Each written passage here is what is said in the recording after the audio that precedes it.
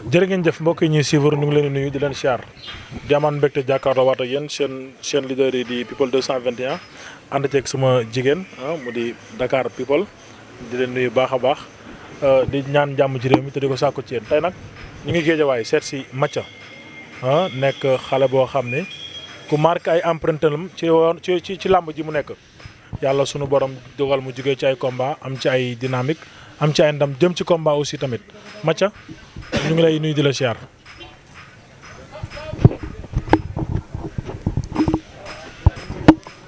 ginnaaw ma sant yàlla julli si yenente bi di sant suma waajur bu jigéen di ñaanal suma waajur bu góor fu mu tëdd yàlla na suuf waaye si kawam di ñaanal suma yaay awu ba gudd fan ak wér gu yaram mu fekkee njëriñ bi di ñaanal Géejawaay di ñaanal Medina Gounass bi xamante ne fii laa juddoo yaroo fi màggee fi di ñaanal diaspora bi nga xam ne tey dañuy sonni ci man ku si mel ni Bekkaay maa ngi koy ñaanal bu baax a baax di ko sant di ko gërëm Jamil Nouroullah maa ngi lay sant di la gërëm normal borom Colobane borom équipement yi maa lay sant di la gërëm waaw di ziar képp ki nga xam ne tey da ngay jàpp ci affaire Mathia maa ngi lay bëggee di la ziar sama papa Dieye Sène xam nga Fallou Parkin gaa yëpp maa leen di bëggee di leen ziare Abdou Salam waaw bàyyuma kenn maa ngi ziar ñëpp. Mathia ma ñëw ci sa combat bi passé nga bëre ko yàlla seen borom may la ci ndam nga jógee fa ñëw ci combat boo xam ne ñëpp dañu combat bi Mathia bi ñu koy jël est-ce que tàggu na ay muy sa diggante ak Jacob Baldé lan moo tax nga jël ko. waaw sant yàlla rek julli si yenente bi parce que làmb moom yaakaar naa ne Mathia mu ngi wax 10 combats 9 victoire benn défaite di xeeb di dooli nag di wax ne tey man làmb yu ma bëri yëpp dañ doon wax adversaire bu ma jël tey dañ naan kii tey day rey Mathia yaakaar naa jour du combat bi sax da ngay dégg ñëpp ne waaye lii de prix moo fi bàyyi Mathia te yàlla da siy def jàmm kon gëm naa ni làmb ji ma dugg nii dama siy dugg bismillahi rahmaani rahim génn si alhamdulilah rabil alamin parce que loolooy sama gëm-gëm te loolu laa gëm te loolooy am incha allah rabbi. xam nga adversaire bi nga jël. non adversaire bu ma jël dafa mën dara. Jacob lu mu mën. mais Jacob nga wax. waaw yow doo ma bàyyi nga naan ma adversaire bi nga jël ñi ma bëreel kaw kii si gën a niil ki ma jël nii. Jacob. ñi ma mës a bëreel ci làmb yëpp moo ci gën a niil. ah mais est-ce que combat bi tamit du am pression ci yow parce que ku ne gis na sa doom ndey Papa Boy Djiné ñu ngi koy nuyu. combat bi nga xam ne ñoom ñaar bëri nañ ko mu nekkoon combat bu métti yow tey nga ñëw jël ko genre faj mer est-ce que loolu noonu du doon pression ci yow. non bu la faj mer loolu du faj mer man jëluma combat faj mer jëluma combat pour faj mer jëluma combat pour dara Jacob Baldé muy bëre Papa Boy Djiné 1 mois la entraîné lañ loolu man maa doon ànd ak moom di entraîné feebar na si ñaari yoon te Jacob Baldé mënul jàpp Papa daan ko kon loolu du détail mu ngi wàcc maa ngi wàcc nañ yàlla may jàmm ba le 12 novembre incha allah du ñu daje arène nationale. fan nga teg ni adversaire yi nga bëree yëpp moo ci gën a nii. waaw parce que xam naa ko moom li mu gis ba may tokk fu mu toog ne Mathia am na interview bu ñu njëkk a def man ak moom plateau mu ne ma nañ ma jox sa avance wax xëy di woo promoteur yi demaat na alburax toog fa du maax moom moo waroon taxaw sama combat keneen a waroon taxaw ñu nekk ci ba muy waaj a validé moom mu dem taxaw di wut combat nekk fa di wax nañ ma jox Mathia xëy na daa am lu mu gis ci Mathia mais mi ngi laaj loo xamante ne bu jour ba dina xam ne lépp dëgg la incha allah. mu nekk xale boo xam ne bëreet moom day xaw a métti parce que dafa bokk ci keppaaru mbër mu di Ama Baldé tey loolu nag est-ce que yaa ngi koy calculer aussi tamit. man làmb yooyu laay bañ ñu koy wax ay keppaaru mbër ay keppaaru làmb jàmbaar koy def du keppaaru mbër làmb jàmbaar koy def waaw te ñun gëm nañ ne ñun ay jàmbaar lañ jàmbaar boo ko génnee wee ci mbër jeex kon du ay question de keppaaru mbër kii dafa nekk keppaaru mbër fii kii dafa nekk keppaaru mbër non fii ki nekk li nga doon yaa koy def sa bopp tey boo arbitre sifflé non du benn mbër mooy ñëw taxaw ci géew bi moom mooy taxaw ci géew bi te foofu li mu fa doon rek lay répété kon keppaaru mbër amul sens ci làmb nekkal jàmbaar rek te ñun ay jàmbaar lañ. tey bëreeg mbër moo xam ne du reculé. waaw mais jour ba bu mu reculé na taxaw def ni muy def ak gaay rek loolu code la. non loolu moom du débat loolu moom ay wax nii rek loolu du débat ay ñeme ngaa bagaar ak Jacob ñeme ngaa def nga Jacob loolu du débat su ma ñemewul woon bagaar ak Jacob du ma jël avance am du ma bëreeg moom parce que xanaa du ma ñëw si arène bi taxaw di wër-wërloo wala di daw wala def dara te kenn xamee wu ma ko kon xanaa kon loolu du débat. lan lañ mën a xaar ci jour bi. jour bi li ñu ci mën a xaar daal lépp nañ xaar lépp waaw Mathia beneen Fosson beneen nañ xaar lépp daal incha allah rabbi. lan moo tax Mathia ba tey ñi nekk ci kaw pareegul pour may ko sax parce que yaa ko wax léegi palmarès bu rafet nga am palmarès bu baax nga am aussi tam parce que 10 combats 9 victoires jot nañ ci kaw may la sens mais lan mooy problème bi. waaw problème bi xëy na ñoom ñoo ko xam mais man tamit làmb laa fi nekkal nekkuma fi di wër kenn ku ñëw damay bëre parce que gëm naa sama bopp fi ma war a yegg dama fay yegg du ma taamu dara du ma ut benn yoon boo xamante ne tey yoon bu nooy la wala def nii wala damay bëreex mag ji bëri kii non non fi ma war a yegg man dama fay yegg incha allah rabbi ci kàttanu yàlla te dama gëm loolu moo tax aw ma benn booy bu may teggi ku daw maca ren di nga bëreex moom déwén ku ko daw déwén di nga bëreex moom waaw yee kon man aw ma xalaat ci loolu nañ daw rek yoon bi yaatu na trop boo jugee di dox di nga gis ñu bari ñi nga àndal mais ku nekk ak fi nga jëm waaw yee. ci côté mobilisation noonu ni pare parce que yaakaar naa combat bi tey doon na combat boo xam ne boo ci génnee am naa yaakaar ni kenn dootul wax ni match def na fi lii wala def fi lii ci côté mobilisation noonu ni waajee. waaw ñu ngi waaj comme ni ñu doon waajee rek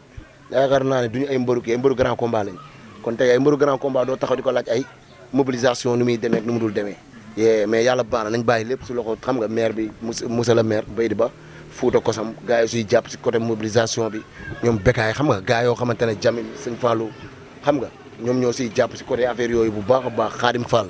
xam nga Xaadim moom day jàpp si affaire mobilisation bi jàpp si lépp tamit moom tamit dañ ko si woowaat bu baax a baax di woo autorité yi di woo képp autorité ku nekk géej waaye ñu ngi lay woo ci làmb ji di la wax ne soxla nañ jàppale ci làmb ji nag. dinaa ñëwaat ci làmb ji xam naa du ñàkk loo xam ne dinañ ko waxtaanee mu di actualité ku ne gis na nga nekk mbër moo xamante ni mbër mu jege jeunesse bi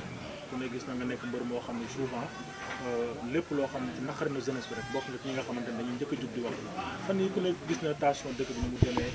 jàpp nga xam ne jàpp na Ousmane Sonko nga seetaan si bi ngay am yoo xam ne yaa ngi ko ciy wax jàpp Ousmane Sonko. waaw adduna moom man moom damay santal yàlla rek parce que tey ñun leader bu ñu topp dafa gëm yàlla te yàlla lay topp te tey gis nga yoonu dëgg boo ci nekkee bu ragal a wéet dina néew ñu la ci fekk man conseil bu ma koy jox tey mooy fa mu nekk noonu na gëm na tey yàllaa ko fa dugal bu mu gëm ne nit moo ko fa dugal tey Ousmane Sonko li mu war a doon nit mënu ko koo tere nit mënul tax du ko doon tey ba mu dulee kaso ñun ñii ñëpp dëkk bi ren la gën a def tekk wala gisoo loolu Ousmane Sonko bañ ko doon jàpp avant ñu ko doon yóbbu ka dëkk bi da doon yëngu de mais ren la gën a def tekk parce que ñun gëm nañ lu Ousmane Sonko di doon da koy doon te yaakaar naa ne fee mu nekk ne jommul kenn tey képp ku bëgg a doon dara ci réew mi di nga jaar foofu te foofu ku fa jaar ku ne yàlla am na lu mu namm si yow ba ci boo yi ngay gis nii erreur dal la nga dem kaso nii soo génnaatee nga xool sa réputation bu dee jumte moo la fa dugal wala dañ laa tooñ dugal la fa après nga xool sa réputation boo génnee si yoon bi nga jëm nit simple nii sax bu ñu la tooñee dugal la kaso sax après nga xool réputation bi nga jëm kon Ousmane Sonko ñun dañoo gën a am confiance ci moom tey yoon la seekal dara am na wala amul non loolu duñ ci wax parce que justice mooy moom moo xam liggéeyam mooy def liggéeyam. dafa toll Ousmane Sonko tey ak li nga xamante ne ñu ngi ko koy taxal muy affaire de téléphone extra en tant que dayo Ousmane Sonko aussi tamit. waaw léegi xam nga yow yaa may posé question xam nga ne dayo téléphone Ousmane Sonko ñu ne dafa sàcc téléphone dayo boobu lañ ko toppee kaso moo tax ma ne du ma sori dañuy jël lépp teg ko si loxo yàlla suñu borom parce que tey ku mel ni Ousmane Sonko boo waxee wax téléphone comme affaire yoon la kon léegi dañuy jël lépp teg ko suñu loxo suñu yàlla suñu borom Ousmane Sonko ba mu duggee kaso dafa julli ñaar raak parce que xam na ne lii du ko weesu mënul weesu loolu Ousmane Sonko xam nañ day tëdd kaso. mais gis nañ aussi que ni depuis 2021 dañ ko njëkkee teg loxo xam nga Ousmane Sonko ci parcours politique am jeunesse bi Sénégal ñoo ko mus di défendre moom rek la mus am di ko défendre 2021 ñu teg ko loxo ñu génne ko 1er juin bi ñu ko condamné laataa ñu ko jàpp ñoo def loo xam ne moo tax état reculé mais cette fois ci ñu jàpp ko def ko ci kaso bi li nga xam ne moo di état jeunesse bi dinañ lu reculé est-ce que jàppoon dañ ko abandonné wala dañ ko bàyyi kenn abandonné wu ko Ousmane Sonko moo ñu sonn ñu gëm yàlla gëm ne moom lii mu ko dal nii xam na ni ndogal la te da koy dal te xam na ni ci kàttanu yàlla day passé fii lu dul passé amul gis nga kaso gudd fan a ko mën c'est-à-dire maanaam boo duggee kaso 100 mètres boo fa duggee miir bi da ngay dégg ñu bindal la gudd fan a mën kaso kon da lay wóor ne kaso boobu noonu boo guddee fan rek nañ la tëj 1 million temps di nga génn parce que yàlla rek mën a tëj nit te du génn muy armeel mais fii ku fi téye nit arrêté ko bis dina ñëw mu génn. mais yéen jeunesse bi ànd ak moom est-ce que jàpp leen ni 2024 bi ngeen doon sabablu mën na caa bokk est-ce que jàpp leen lu ñu mel far tàbbi géej dootul am. mais dama ne la lenn yàlla bu rëddee nga effacé mu rëddaat nga effacé bu yàggee dalay effacé rëdd bu boobaa doo gis ko effacé cax la nag dama la wax cax bu rëddee yow nga effacé mu rëddaat nga effacé dalay effacé ba pare rëdd Ousmane Sonko li mu war a doon nit bu yàlla bind mënu ko koo teree doon ci réew mi 2024 Ousmane Sonko bu waree doon président kullu amul nit bu yàlla bind bu ko mën a teree doon président te fii nag ku nekk am nga sa xol bëgg ku la neex ku nekk ñun Sénégal lañ dëkk ñun ay citoyen lañ ni ñëpp ñun tuddeewuñu Burkina nekkuñu Cameroun nekkuñu Nigéria ay sénégalais lañ ñun tey jii nii dëkk bi ñun ñoo ko joxoon Macky Sall ñun la neexoon ñu jox ko Macky Sall ñu xeexaloon Macky Sall si lañ bokk mais tey bu ñu xoolee dëkk bi dem ne ñu bëgg a tànn benn nit jox ko tey ndogal yëpp di dal ci moom dañuy santaat yàlla ne alhamdulilah rabil alamin te xam ne bis bu ko téyee dina xam ne ñun jeunesse bi tey am na luñ ko apporter tey ba mu téyee réew mi defal ñu luñ bëgg tey ñun joxuñu Ousmane Sonko suñu réew pour mu yàq ko joxuñu Ousmane Sonko suñu réew pour mu géeree ko joxuñu Ousmane Sonko suñu réew pour mu xeexee ko dañ ko jox pour mu defar Sénégal pour ndawu Sénégal yi jeunesse Sénégal bi liggéey situation yi am fi jeex te Ousmane Sonko mën nañu see dimbali barki Demba Ndiaye la ñu ministre de la jeunesse nu mu tudd Pape Malick Ndour barki Demba Ndiaye la ñu nax récupérer suñu photocopie carte d'identité yëpp ñu def ñuy utal liggéey ñun ñëpp booy yëpp fii Sénégal xaaj bi yëpp Guédiawaye ak Ndakaaru Parcelles ak Thiaroye ñëpp seen photocopie carte d'identité mu ngi si ministre de la jeunesse ne da ngay liggéey affaire de pavage amul lenn première Korité bi dañoo nax nit ñi pakk leen envoyé leen ku nekk 80 000 ne leen comme que Korité la su passé di ngeen liggéey ba nii may waxee yow amul benn nit bu ñu ne kaay liggéey te seen photocopie carte d'identité fa léegi nañ ñu delloo suñuy photocopie carte d'identité dañ koo soxla parce que suñu photocopie carte d'identité xamuñu lu ñuy def foofu lan la fay def bañ ñuy wax waxuñu kaa leen politique dañ ñoo ne indi leen jeunesse bi ñu di jàppale leen ñu liggéey loolu lañ ñu wax ba ñuy dem Pape Malick Ndour ñun ba muy waxuñu dafa ne waxuma kenn nga ñëw politique ne Macha bu la neexee faralal Ousmane Sonko guy gi 95 bu la neexee faralal Malick Gakou xaaf miy toog bu la neexee faralal ku la neex leader bu la neex mais lii pour jeunesse Sénégal la dañ leen di jox pour jeunesse bi liggéey semeur bi wàññi mais loolu yow bu ñu ko waxee nga dem. alors ba tey ci Ousmane Sonko laay desandi parce que gis nañ que ni li état di toppee ba tax ñu jàpp ko bokk na ci wàllum terrorisme ak wàllum tas parti ak wàllum discours violent yéen ñu ànd ak est-ce que sentiru leen aussi que ni discours bi dafa xawoon na violent c'était peut-être un peu exagéré wala lu ni mel wala da ngeen a jàpp ni dañ ko tooñ carrément. mais xam nga foofu man jànguma comme intellectuel yooyu man jànguma comme terrorisme bi nga wax boo bëggee ma tontu la dama koy tekkil ci olof ma xam li nga wax ma tontul la ko parce que boo ma nee terrorisme ma tontu fi leneen loo xamante ne tey mun na da nga ma koy tekkil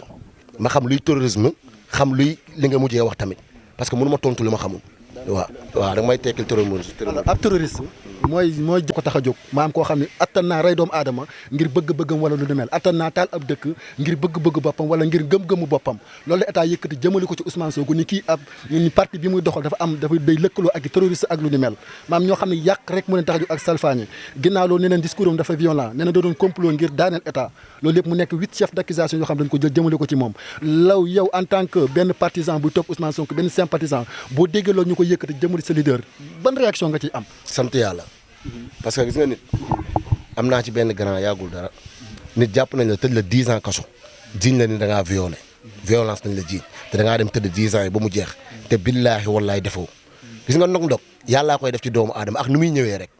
ak kalan bu muy ñëwee mais yow di ma posé question bi xam nga ne Ousmane Sonko dundul loolu yow mu koy posé nii kon loolu dañ koy sante yàlla ndogal mënul weesu si doomu aadama mënul nekk tey yow sa ndogal yow ñëw na démb tey soogu ñëw yaa ngi dox xamoo luy ñëw suba mais tey lu ñëw sante ko yàlla te xam ne yàlla lii la namm yow Ousmane Sonko lii ñëw ci moom loolu la yàlla namm ci moom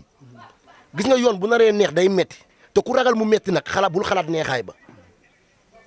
déggoo ñu ne la yoon bu bëree xaaxaam da nga koy xuus romb mu mën a yegg fa nga jëm mais booy moytu xaaxaam yi doo yegg ku ko ñeme mooy dem Ousmane Sonko lu mu doon ñeme na ko nee nañ loolu la toppee Sénégal li ci kanam rawi li bët loolu lañ ko jàppee li ci kanam rawi li bët yàlla bëri na sutura parce que ñun tamit nekkuñu si réewu ay njaag ay nu mu tudd sax nuñ koy waxatee sax yow balaa ma fee tooñ benn làkk maanaam réew bu nekkul jullit ay juif nekkuñu réewu juif réewu jullit lañ nekk réewu Seydina Mohamed lañ nekk tey yaakaar naa ne dëgg la ñuy dund te dëgg nag yaakaar naa ne yàgg day ñëw mais tey nañ bàyyi lépp ak yàlla rek